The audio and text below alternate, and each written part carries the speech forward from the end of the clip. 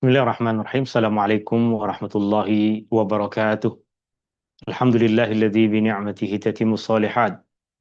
Alladzi hadana li hadza wa ma kunna linahtadiya laula an hadana Allah. Asyhadu an la ilaha illallah wahdahu la syarika lah wa asyhadu anna Muhammadan abduhu wa rasuluh. Allahumma shalli ala Muhammad wa ala ali Muhammad kama shallaita ala ali Ibrahim innaka Hamidum Majid. اللهم بارك على محمد وعلى آل محمد كما باركت على آل إبراهيم إنك حميد مجيد. سبحانك لا علم لنا إلا ما علمتنا إنك أنت السميع العليم. اللهم إنا نسألك علما نافعا ورزقا طيبا وعملا متقبلا. يا الله يا رحمن يا رحيم. Ya Allah, berkatilah umur kami. Ya Allah, berkatilah ahli keluarga kami. Ya Allah, berkatilah ilmu yang kau ajarkan kepada kami. Ya Allah, berkatilah rizki yang kau limpahkan kepada kami. Ya Allah, berikanlah kepada kami ilmu yang bermanfaat. Ya Allah, berikanlah kepada kami ilmu yang bermanfaat. Ya Allah, berikanlah kepada kami ilmu yang bermanfaat. Ya Allah, berikanlah kepada kami rizki yang halal dan baik. Ya Allah, berikanlah kepada kami rizki yang halal dan baik. Ya Allah, berikanlah kepada kami rizki yang halal dan baik. Ya Allah, kurniakanlah kepada kami amal ibadah yang kau terima. Ya Allah, kurniakanlah kepada kami amal ibadah yang kau terima. Ya Allah, kurniakanlah kepada kami amal ibadah yang kau terima. Ya Allah, jauhkanlah kami dari segala kesusahan di dunia dan di akhirat. Ya Allah, jauhkanlah kami dari segala kesusahan di dunia dan di akhirat. Ya Allah, jauhkanlah kami dari segala kesusahan di dunia dan di akhirat.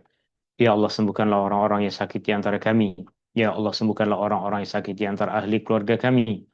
Ya Allah, sembuhkanlah orang-orang yang sakit di antara sahabat-sahabat kami. ربنا تقبل منا إنك أنت السميع العليم وتب علينا إنك أنت التواب الرحيم. ربنا آتنا في الدنيا حسنة وفي الآخرة حسنة وقنا عذاب النار. وصلى الله على النبي محمد وعلى آله وصحبه وبارك وسلم والحمد لله رب العالمين. Tuan-tuan, puan-puan, hadirin yang dirahmati Allah Subhanahu wa taala, kita berjumpa kembali di dalam majelis ilmu kita di petang hari Jumat untuk kita bersama-sama mempelajari surah Al-Ahzab, dan ini adalah perjumpaan kita yang ke-23 pada ayat dan hikmah surah Al-Ahzab, di mana dalam majelis ilmu kita di petang hari ini, insya Allah sedikit kita akan mengupas ayat yang ke-55. Ayat ini tentunya menjelaskan tentang hukum hakam berkaitan dengan apa yang telah kita kupas dalam pertemuan yang lepas, berkaitan dengan hukum hakam yang Allah Subhanahu wa taala tetapkan ke atas ahli keluarga Rasulullah sallallahu alaihi wasallam, hukum hakam yang Allah Subhanahu wa taala turunkan berkaitan dengan istri-istri Rasulullah sallallahu alaihi wasallam. Meskipun kita semua tahu hukum hakam dan adab terkadang ia juga berlaku bagi semua orang Islam yang lain, bukan saja tertuju hanya kepada istri-istri Nabi SAW, tapi kita pun telah mengupas dan mempelajari bahwa ada beberapa perkara yang Allah Subhanahu wa taala berikan kekhususan bagi Nabi SAW dan kekhususan bagi istri Rasulullah sallallahu alaihi wasallam yang kita kenal mereka dengan panggilan ummahatul mukminin, ibunda kepada orang-orang yang beriman. Surah Al-Ahzab seperti yang telah kita pelajari masuk dalam himpunan surah-surah Madaniyah, surah yang diturunkan di Madinah selepas Rasulullah sallallahu alaihi wasallam hijrah ke Madinah. Dan di dalam mushaf Al-Quran, ia boleh kita jumpai pada susunan yang ke-33.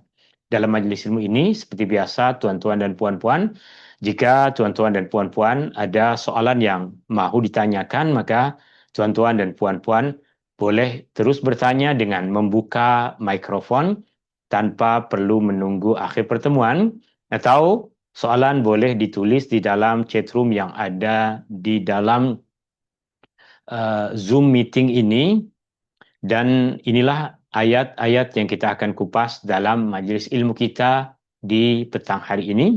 yaitu ayat yang ke-55 dari surah Al-Ahzab. Pada permulaan ayat ini, Allah Subhanahu wa taala berfirman, A'udzu billahi minasyaitonir rajim. La junaha 'alaihinna fi abaihinna wala abnaihinna wala ikhwanihin wala abnai ikhwanihinna wala abnai akhwatihin. Perkataan la junaha bermaksud tidak salah. La junaha bermaksud tidak salah. Alaihinna bermaksud ke atas mereka. Alaihinna bermaksud ke atas mereka. Kita selalunya mendengar perkataan yang bermaksud mereka adalah hum atau him, ke atas mereka. Selalunya kita dengar di dalam Al-Quran ianya berbunyi alaihim, seperti yang kita baca di dalam surah Al-Fatihah. Siratal ladzina an'amta alaihim, alaihim, ke atas mereka. Kenapa pula di sini disebutkan bukan alaihim tetapi alaihin?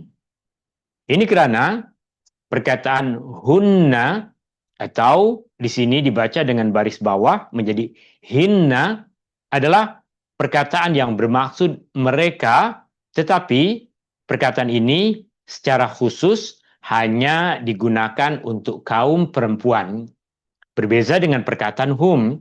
Perkataan hum boleh digunakan khusus untuk kaum lelaki atau boleh digunakan sekali lelaki dengan perempuan.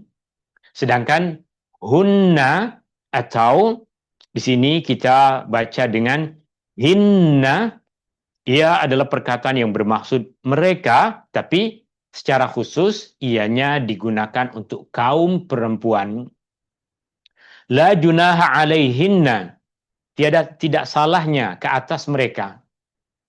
Dan mereka yang dimaksud di sini, kaum perempuan yang dimaksud di sini, tentunya adalah kaum perempuan yang Allah Subhanahu wa taala sebutkan di dalam ayat sebelumnya, ayat 53 dan ayat 54, khususnya pada ayat 53 yang kita kupas dalam pertemuan yang lepas, yang Allah Subhanahu wa taala menyebutkan hukum hakam berkaitan dengan rumah tangga Rasulullah sallallahu alaihi wasallam dan hukum hakam yang berkaitan dengan istri-istri Nabi sallallahu alaihi wasallam.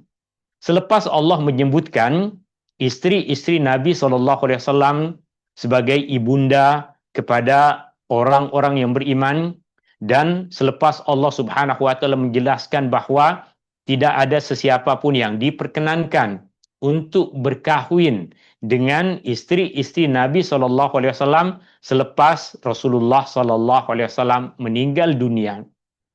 Datang ayat ini tidak salah ke atas mereka.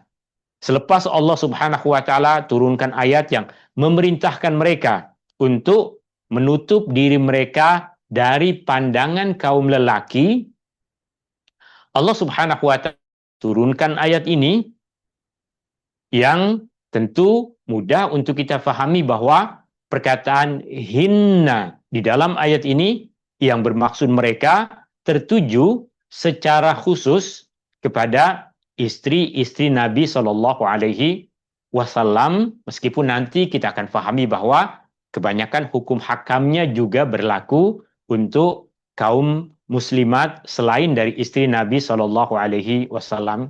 Maka boleh jadi pada terjemahan Al-Quran yang ada pada tuan-tuan dan puan-puan, perkataan mereka tidak diterjemahkan dengan maksud istri-istri Nabi Shallallahu Alaihi Wasallam, kerana mengikut kepada pandangan penterjemah, boleh jadi ayat ini adalah ayat yang bersifat umum, bukan saja khusus ke atas istri-istri Rasulullah Shallallahu Alaihi Wasallam.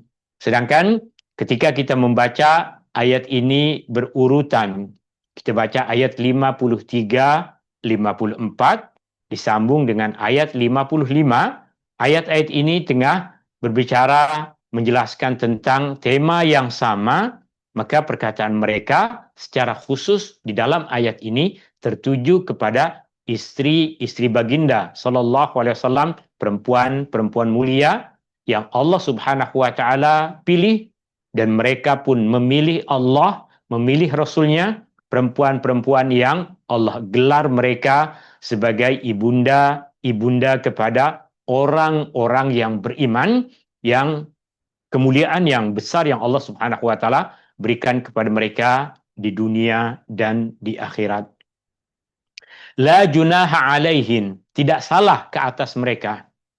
Fi abaihin, fi bermaksud pada, abaihinna bapak-bapak mereka.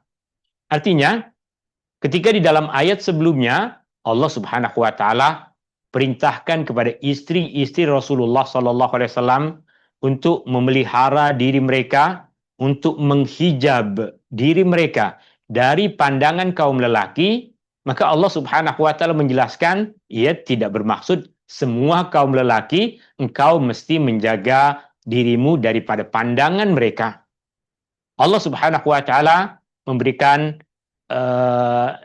perincian di dalam ayat ini di antara golongan kaum lelaki yang Allah Subhanahu wa taala perkenankan untuk berjumpa dengan mereka, berjumpa dengan istri-istri Nabi sallallahu alaihi wasallam tanpa menggunakan protokol yang biasa digunakan oleh lelaki-lelaki yang lain. Jika ada mana-mana lelaki yang lain mahu berjumpa dengan istri Nabi sallallahu alaihi wasallam, kenapa pula ada orang yang mahu berjumpa dengan istri Nabi sallallahu alaihi wasallam? Ada banyak keperluan. Ada banyak keperluan, tuan-tuan dan puan-puan, kaum muslimin mahu berjumpa dengan istri-istri Nabi sallallahu alaihi wasallam. Isu yang paling banyak pada ketika itu adalah berkaitan dengan hukum hakam. Isu yang paling banyak pada ketika itu, artinya ini tentunya terjadi selepas kematian Rasulullah sallallahu alaihi wasallam. Nak tanya tentang hukum hakam pada masa Rasulullah, mereka akan terus datang jumpa dengan Rasulullah sallallahu alaihi wasallam. Tetapi ketika isunya berkaitan dengan hukum hakam, khususnya hukum hakam di dalam rumah tangga, di mana Nabi SAW telah meninggal dunia, meskipun banyak sahabat dari kalangan kaum lelaki, tapi terkadang para sahabat dari kalangan kaum lelaki terkadang terlepas pandang tentang beberapa isu berkaitan dengan perkara-perkara yang terjadi di dalam rumah. Kerana para sahabat Nabi SAW, meskipun mereka selalu duduk dengan Rasulullah SAW, mereka tidak duduk satu bilik dengan Rasulullah SAW, tak tahu apa yang terjadi di dalam bilik Rasulullah SAW. Yang paling banyak mengetahui tentang perincian hukum hakam dalam rumah tangga Rasulullah SAW adalah istri-istri kepada Nabi SAW.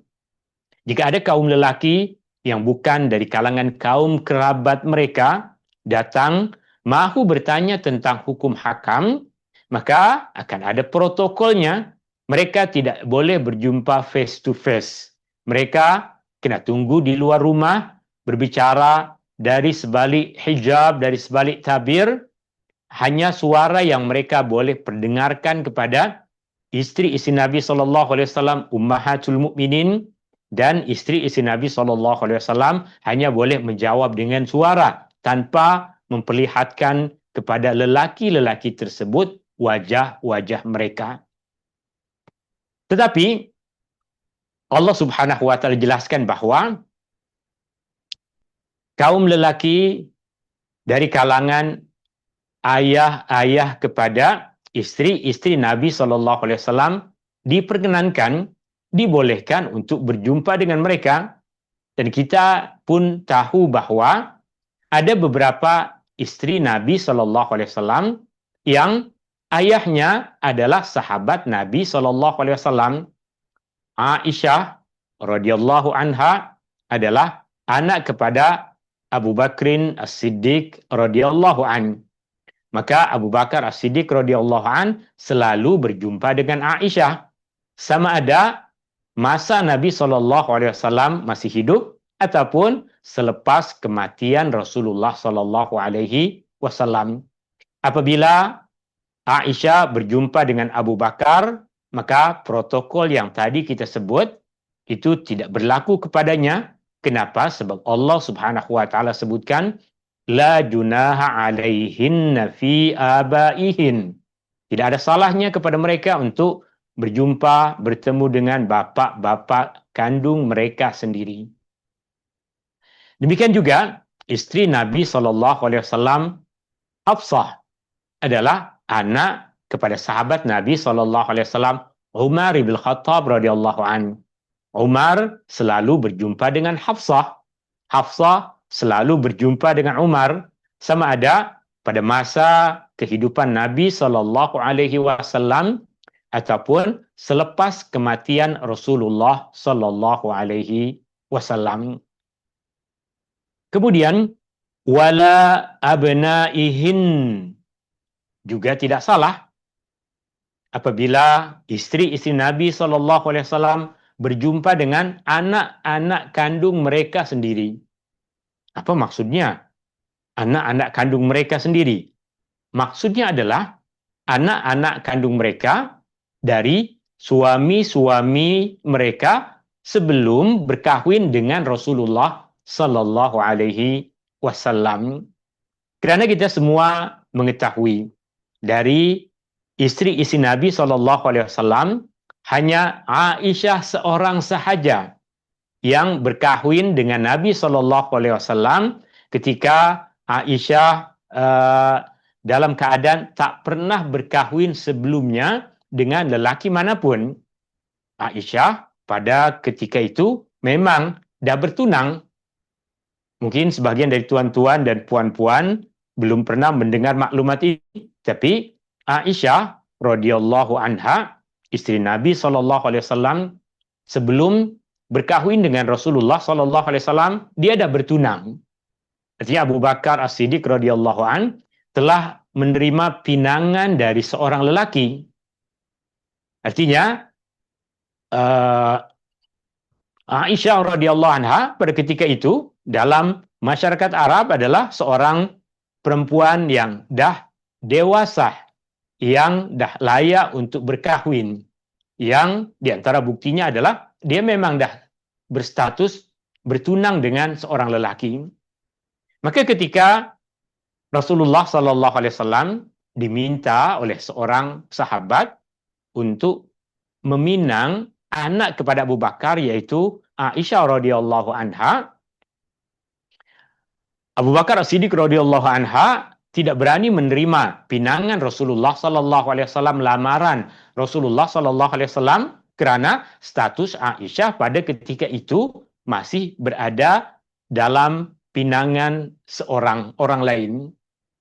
Tapi kemudian terjadi satu perkara yang menyebabkan mereka, artinya kerana ibu ayah kepada lelaki tunangan Aisyah tersebut buat hal dengan anak tersebut, buat hal dengan Abu Bakar, maka mereka sendiri kemudian memutuskan pertunangan tersebut, dan dengan demikian Aisyah kembali kepada keadaan tidak bertunang. Barulah Abu Bakar As-Siddiq radhiyallahu an menerima pinangan ataupun lamaran dari Rasulullah sallallahu alaihi wasallam. Okey, berarti sebahagian besar dari istri-istri Nabi sallallahu alaihi wasallam selain daripada Aisyah adalah perempuan-perempuan yang telah berkahwin dengan lelaki yang lain, dan sebahagian besar dari mereka telah memiliki anak dari suami-suami pertama mereka. Khadijah, istri pertama Nabi SAW, dia telah ada anak dari suami sebelum Rasulullah SAW. Kemudian istri pertama Nabi SAW selepas kematian Khadijah, Khadijah meninggal dunia beberapa tahun sebelum hijrah. Kemudian Nabi SAW selepas beberapa masa, lebih kurang 2 tahun selepas kematian Khadijah, Rasulullah SAW berkahwin dengan Saudah binti Zam'ah, yang Saudah sebelum berkahwin dengan Nabi SAW telah pun berkahwin dengan orang lain, telah menikah dengan seseorang. Kemudian suami yang pertama dia meninggal dunia, barulah kemudian dia menikah dengan Rasulullah Sallallahu Alaihi Wasallam. Artinya, dari perkawinan dengan suami yang pertama tersebut, Saudah ada anak lelaki. Maka anak lelaki tersebut, jika dia mahu berjumpa dengan Saudah, maka tak perlu ikut protokol seperti yang tadi kita sebutkan. Dia boleh berjumpa karena dia adalah anak kandungnya sendiri. Bukan anak Rasulullah SAW, tapi anak kandung kepada Saudah dari suami pertamanya sebelum dia berkahwin dengan Rasulullah SAW. Saudah adalah istri pertama Rasulullah SAW selepas Khadijah radhiyallahu anha meninggal dunia. Kemudian Rasulullah SAW berkahwin dengan Saudah dan berkahwin dengan selepas itu dengan Aisyah radhiyallahu anha. Itu maksud dari abnaihin, anak-anak lelaki mereka. Wala ikhwanihin. Dan juga tidak salah jika kamu semua, wahai istri-istri Nabi SAW, berjumpa dengan saudara-saudara kandung lelaki kamu. Saudara-saudara lelaki kamu. Misalnya, Saudah, ada abang atau adik lelaki dia yang bernama Malik bin Zam'ah. Saudah binti Zam'ah, dia ada abang atau adik lelaki yang bernama Malik bin Zam'ah. Juga di antara sahabat Nabi SAW yang masuk Islam generasi awal dahulu. Maka abang ataupun adik kepada Saudah ini, jika nak berjumpa dengan Saudah, tidak perlu ikut protokol seperti yang tadi kita sebutkan. Dia boleh dengan bebas, dengan lapang, dengan luas berjumpa dengan saudara kandungnya sendiri tanpa perlu berhijab, tanpa perlu menutup diri sebagaimana kewajiban untuk menutup diri dari pandangan kaum lelaki yang lain. Contoh yang lain juga, Aisyah radhiyallahu anha. Aisyah radhiyallahu anha, istri Nabi SAW, dia ada beberapa orang adik-beradik lelaki. Di antara yang paling terkenal adalah Abdurrahman bin Abi Bakar. Abdurrahman bin Abi Bakar. Jika kita mempelajari sirah Nabi SAW, akan kita jumpai keadaan misalnya Rasulullah SAW perintahkan kepada Abdurrahman untuk pergi menghantar Aisyah pergi ke Tan'im untuk melakukan umrah, untuk menunaikan umrah. Artinya dia dengan saudara lelakinya diperkenankan oleh Rasulullah SAW untuk berjalan bersama sebab mereka adalah golongan orang yang Allah Subhanahu wa taala perkenankan untuk berada di dekat istri-istri Nabi SAW kerana status mereka adalah adik-beradik kepada istri Nabi SAW tersebut. Terlebih lagi ketika kita berbicara tentang Hafsah. Hafsah anak kepada Umar. Dan Umar ibn Khattab radhiyallahu an di antara sahabat yang banyak anak kepada Umar ibn Khattab radhiyallahu an, maka mereka semua adalah adik-beradik lelaki kepada Hafsah istri Nabi SAW. Jika mereka mahu berjumpa dengan istri Nabi SAW yaitu Hafsah, maka mereka boleh dengan lapang, dengan luas untuk terus berjumpa tanpa Hafsah perlu memelihara diri mereka dengan menutup wajah berhijab daripada adik-beradik kandungnya sendiri. Kemudian juga disebutkan wala abna'i ikhwanihin, yang bermaksud dan juga anak-anak lelaki kepada saudara-saudara lelaki mereka. Anak-anak lelaki kepada saudara-saudara lelaki mereka. Abdullah bin Umar. Abdullah bin Umar, adik kepada Hafsah. Abdullah bin Umar. Abdullah bin Umar ada ramai anak lelaki. Maka anak lelaki tersebut mereka banyak duduk dengan Hafsah. Kenapa boleh duduk dengan Hafsah? Sebab mereka adalah anak saudara kepada Hafsah radhiyallahu anha. Dan tuan-tuan dan puan-puan yang dirahmati Allah Subhanahu wa taala, kemudian Allah sebutkan dalam ayat ini wala abna'i akhwatihin, dan juga anak-anak lelaki kepada saudara-saudara perempuan mereka. Sebagai contoh yang paling masyhur di dalam sejarah periwayatan hadis adalah Urwah anak kepada Asma. Urwah anak kepada Asma. Asma adalah kakak kepada Aisyah. Berarti Urwah nama lelaki. Urwah nama lelaki. Urwah anak kepada Asma. Berarti hubungan antara Urwah dengan Aisyah adalah anak lelaki kepada saudara perempuan mereka. Anak lelaki kepada saudara perempuan Aisyah. Asma dengan Aisyah adalah adik-beradik. Asma anak kepada Abu Bakar, Aisyah anak kepada Abu Bakar. Anak kepada ayah yang sama, ibu mereka berbeza. Meskipun ibu mereka berbeza, tapi mereka adalah saudara kandung, maksud saudara kandung, saudara satu bapa.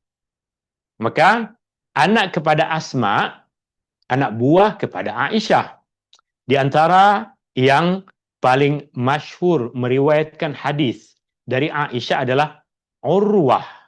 Urwah anak kepada Asma. Sehingga orang-orang sahabat-sahabat kepada Urwah sangat cemburu dengan keadaan dia. Kenapa? Urwah boleh dengan leluasa, dengan kebebasan sebebas-bebasnya pergi ke rumah Aisyah, duduk di rumah Aisyah, makan di rumah Aisyah, bertanya apa saja soalan berkaitan dengan hukum hakam, bertanya apa saja soalan berkaitan dengan hadis yang diriwayatkan daripada Nabi SAW, sehingga di antara manusia yang paling banyak meriwayatkan hadis daripada Aisyah adalah Urwah bin Zubair, atau Urwah anak kepada Asma, kakak kepada kakak kepada Aisyah radhiyallahu anha. Tuan-tuan, puan-puan, hadirin yang dirahmati Allah Subhanahu wa taala.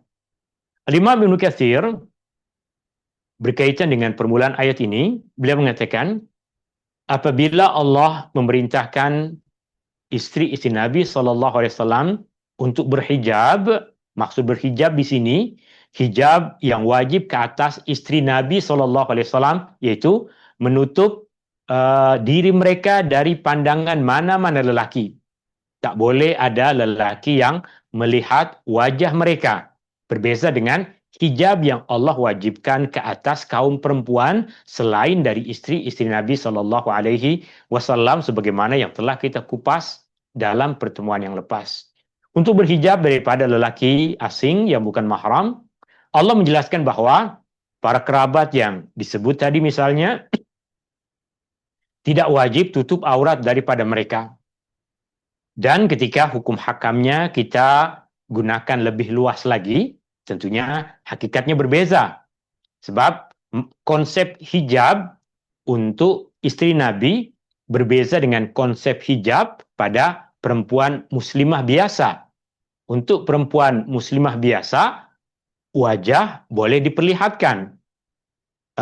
Pergelangan tangan boleh diperlihatkan. Sedangkan bagi istri Nabi SAW, tidak ada satu pun anggota tubuh badan mereka yang boleh diperlihatkan kepada mana-mana lelaki lain, kecuali kepada kaum kerabat, seperti yang disebutkan di dalam ayat itu, ataupun disebutkan di dalam ayat yang nanti akan dikongsikan oleh Imam Ibnu Katsir rahimahullahu ta'ala rahmatan wasi'ah.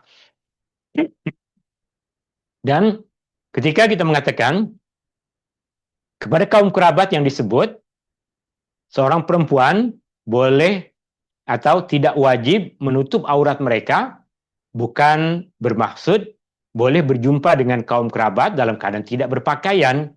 Bukan itu maksudnya. Maksudnya adalah aurat yang ringan. Apa yang dimaksud dengan aurat yang ringan? Aurat yang ringan dalam konsep keseharian kita dapat kita gambarkan dengan keadaan perempuan, pakaian yang dipakai oleh seorang perempuan ketika dia memasak. Pakaian yang dipakai oleh seorang perempuan ketika dia memasak. Perempuan ketika memasak dia akan memakai baju, tapi tentunya baju yang dia pakai tidak sama seperti pakaian yang dia pakai ketika keluar rumah. Masa dia tengah masak, dia tidak pakai tudung, dia mungkin memakai baju yang hanya menutup sehingga bahagian atas dari lengannya sahaja, kemudian bahagian bawahnya pun hanya tinggi sampai ke lutut misalnya, boleh. Dalam keadaan seperti itu, kaum kerabat tadi yang sebahagiannya disebutkan pada ayat tadi dan sebahagian yang lain akan disebutkan oleh Al-Imam Ibnu Katsir dari ayat dalam surah An-Nur, maka mereka ini dibolehkan untuk melihat dari seorang perempuan pada bahagian yang terbuka tadi, di mana perempuan tersebut dalam kesehariannya atau ketika dalam kebiasaan kita sekarang mungkin lebih mudah untuk kita memahami pakaian yang mungkin biasa dipakai oleh seorang perempuan ketika dia tengah memasak di dapur.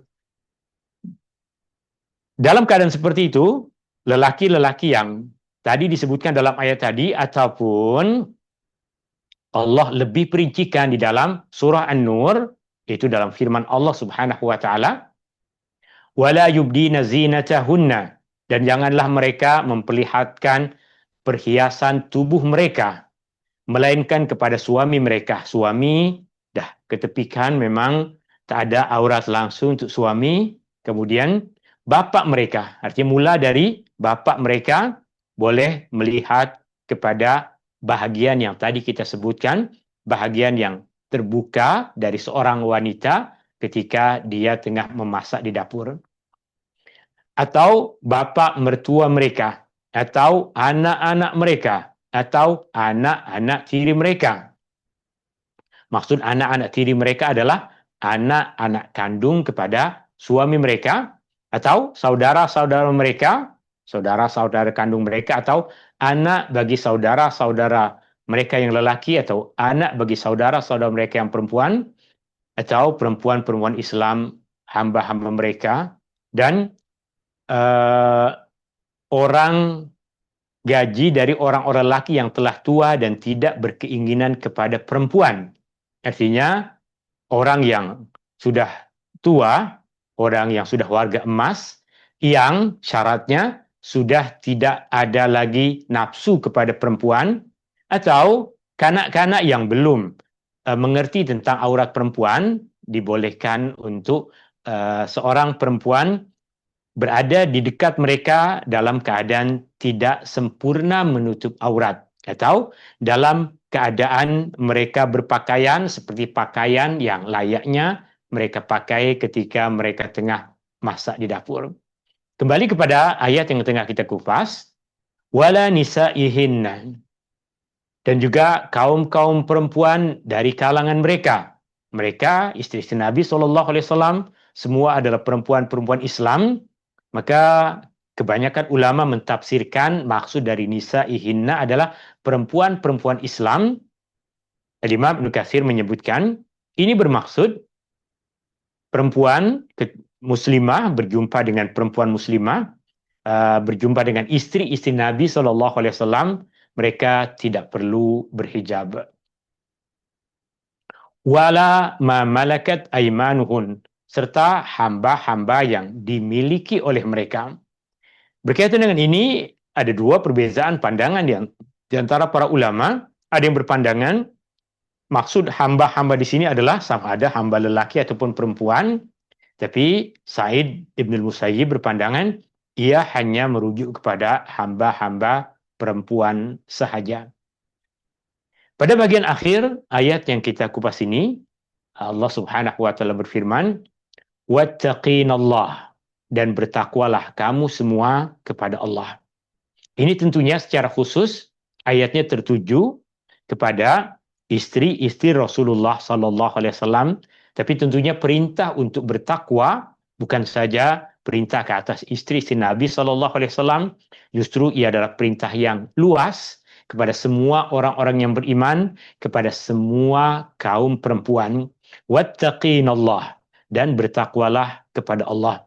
Bertakwalah kepada Allah dengan memelihara diri kita daripada melakukan perkara-perkara yang dibenci, daripada melakukan perkara-perkara yang dimurkai oleh Allah Subhanahu wa taala. Melakukan apa yang Allah suruh, meninggalkan apa yang Allah Subhanahu wa taala larang kita daripada melakukannya. Innallaha kana ala kulli syai'in syahida. Sesungguhnya Allah sentiasa menyaksikan tiap-tiap sesuatu. Allah Maha menyaksikan ke atas segala sesuatu. Sehingga di akhirat nanti Allah Subhanahu wa taala hakikatnya tidak memerlukan saksi. Kerana innallaha kana ala kulli syai'in syahida. Allah tidak memerlukan saksi. Justru kita manusia yang memerlukan saksi. Kenapa di akhirat nanti ketika dihisab akan dibawakan saksi, akan dihadirkan saksi? Saksi adalah untuk manusia. Sebab kita manusia mudah untuk mengingkari sesuatu. Kadang kita pernah mengucapkan satu janji dahulu kepada seseorang, tapi mudah untuk kita mengingkarinya. Mudah untuk kita mengatakan, bukan itu maksud saya tak cakap macam itu pun. Artinya, manusia mudah untuk mengingkari sesuatu. Bagi Allah Subhanahu wa taala, Allah menyaksikan segalanya. Allah tidak perlu kepada saksi. Justru manusia yang banyak mengingkari sesuatu yang telah dia lakukan, sesuatu yang terjadi padanya, justru di akhirat saksi tersebut Allah Subhanahu wa taala datangkan, Allah Subhanahu wa taala hadirkan hanya untuk membuktikan kepada manusia tentang kebenaran apa yang disebutkan oleh Allah Subhanahu wa taala. Terakhir, Imam Ibnu Katsir rahimahullahu taala rahmatan wasi'ah, beliau mengatakan bermaksud bertakwalah kepada Allah sama ada ketika bersendirian maupun di hadapan orang ramai, kerana sesungguhnya Allah Maha menyaksikan segala sesuatu, tiada sesuatu apapun yang tersembunyi dari Allah Subhanahu wa taala. Tuan-tuan dan puan-puan yang dirahmati Allah Subhanahu wa taala, ini yang boleh saya kongsikan dalam majlis ilmu kita di petang hari ini. Tak banyak sebab saya hanya terjemahkan satu ayat ini sahaja, dan juga kerana ayat selepasnya dia akan masuk kepada tajuk yang berbeza. Artinya, dan pun saya baru rehat dari sakit, dan terima kasih kepada semua tuan-tuan dan puan-puan yang turut mendoakan. Alhamdulillah, apa yang tuan-tuan dan puan-puan doakan telah dikabulkan oleh Allah Subhanahu wa taala, dan semoga Allah memberikan balasan kebaikan kepada tuan-tuan dan puan-puan di dunia dan di akhirat. Hadani Allah wa iyyakum ajmain. Sebelum kita tutup, ada dua pengajaran dari apa yang tadi kita kupas. Yang pertama, hubungan mahram dibina atas asas fitrah dan kepercayaan. Artinya fitrah sebab Allah Subhanahu wa taala ciptakan manusia tidak seperti Allah menciptakan Adam. Adam diciptakan dari tanah terus, tapi kita diciptakan dari kedua ibu bapa. Dari situlah kita ada adik-beradik, dari situlah kita ada saudara-saudara, dari situ kita ada anak cucu, dari situ kita ada kaum kerabat. Itu adalah fitrah. Dan selalunya hubungan kekeluargaan tersebut membawa kepada kepercayaan, sehingga Allah Subhanahu wa taala memperkenankan mereka untuk hidup bersama tanpa perlu ada protokol berkaitan dengan menjaga aurat ke atas mereka. Allah menyenaraikan golongan mahram yang tak perlu berhijab di hadapan mereka. Ini menunjukkan kesucian dan kepercayaan dalam hubungan kekeluargaan. Dan yang kedua, takwa sebagai perisai pelindung, pemelihara diri kita daripada perkara-perkara yang dimurkai oleh Allah Subhanahu wa taala.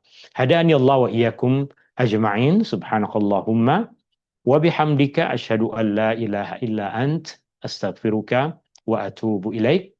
Syukran. Assalamualaikum warahmatullahi wabarakatuh. Waalaikumsalam Waalaikumsalam warahmatullahi wabarakatuh. Terima kasih Syukran. Ustaz. Syukran jazakumullah khairan. Terima kasih.